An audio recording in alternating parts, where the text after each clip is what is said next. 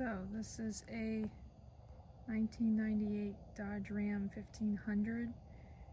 It's got the 5.9, or also commonly known as the 360 engine, V8. I just got this truck about nearly a week ago now, and I haven't really had the time to really go through it, check it over entirely.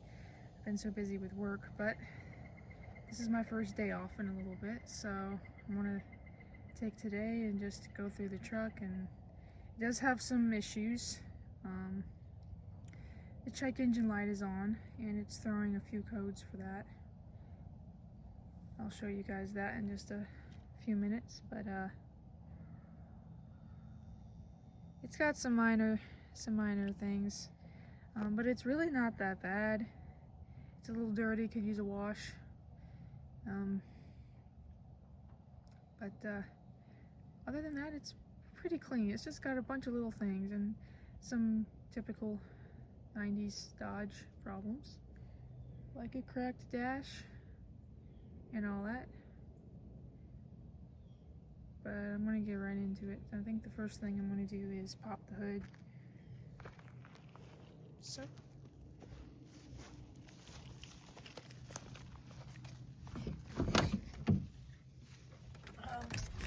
sit in here. Alright, it's pretty quiet out. All my neighbors are probably still sleeping. So I don't think I'm gonna start it in this video, although maybe I will later, and I'll just kind of add all the clips up into one. But so let me just pop the hood, and I'll show you guys what's going on under there in a minute. But let me show you the cab first. Now this is my first YouTube video in years, so I apologize if I'm jumping around or sounding kind of silly, but you know, I'm gonna try to do more of these. So obviously there's your dash, you know, it's gone. There is no top dash. There's a left over there, but you can pretty much see all down in there. And actually that's good, because I want to be able to fix some things underneath here, and having no dash already makes that job easier for me. So they just put this like makeshift cover. I don't even know what this is. So passenger side window does not work.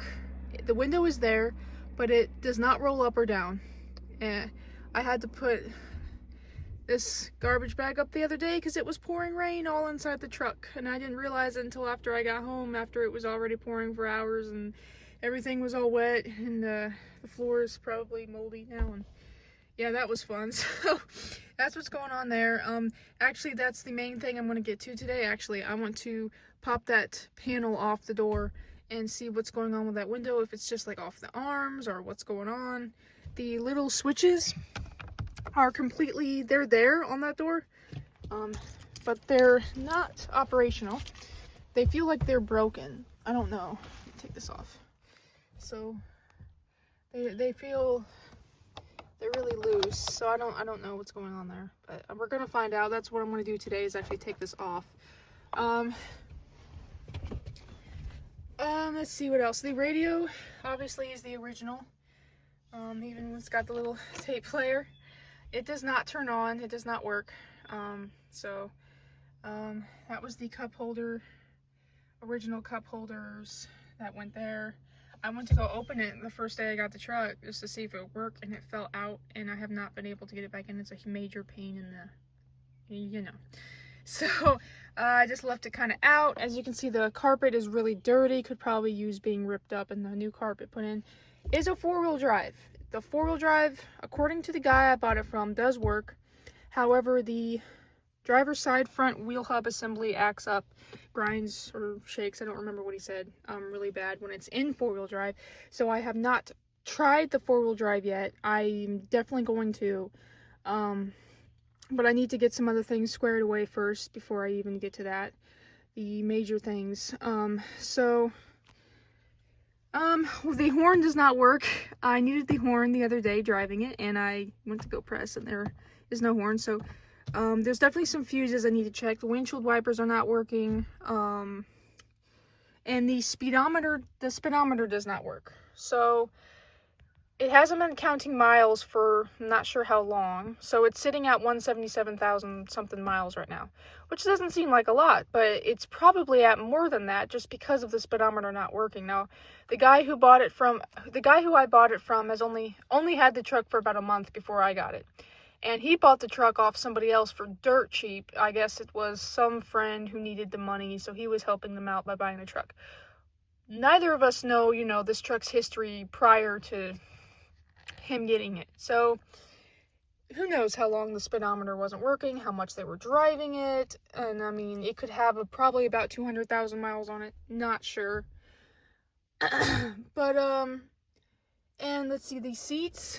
The front seats are not stock. They were actually added in here. The back seat is still the original. It's actually leather, very old and very dirty now. Tan leather. And if you notice, these seats are cloth, gray cloth. So the interior was swapped at one time. Because as you can see, it's tan, which is the original. The headliner has been removed and spray painted black. Not sure what that was all about. We got that gnarly thing there, which still works. But it's very dirty and gross, and yeah.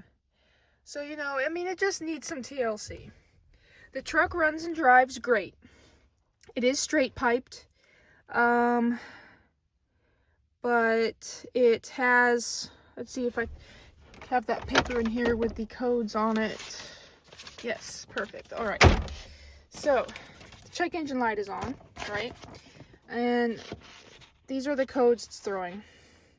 So we obviously have some O2 sensor problems there. Minor. You can still drive a vehicle perfectly fine on bad O2 sensors. My daily driver there has bad O2 sensors, and I drive that thing. It doesn't even have 100,000 miles on it. Like, it just broke 70,000, and my O2 sensor light has been going off, and I don't know, I haven't really messed with it, because for that car, they're like $300 a piece. And no, not yet. I might get to that eventually, but the car, it's just fine with that. So we got O2 sensors here, and then we have vehicle speed sensor. Now, I haven't really done any research on what that is. I'm going to assume it's related to the speedometer not working.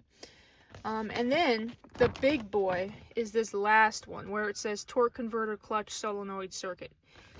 That's the one that's going to cost me some money. Now, for those of you who don't know, the torque converter is located inside the transmission. So it is a transmission problem. And now it could be the torque converter, or it could be the solenoid itself. So my plan, I'm going to get the solenoid replaced first, see if that doesn't fix the problem. If it still continues, then that tells me the torque converter is bad as well. So that will have to go. I haven't decided yet if I'm just going to do like the solenoid first, have the torque converter on me before, I think that's what I'm going to do. I'm probably going to take it to a shop because I don't have the best yard to do major vehicle repairs like that. So I will explain more of what the truck is doing, drive-wise, like, because that causes a problem. And it could mess the transmission up if you continue to drive it with that. So, yeah. I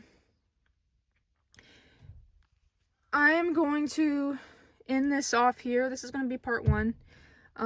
But this is just kind of like an overview of the truck.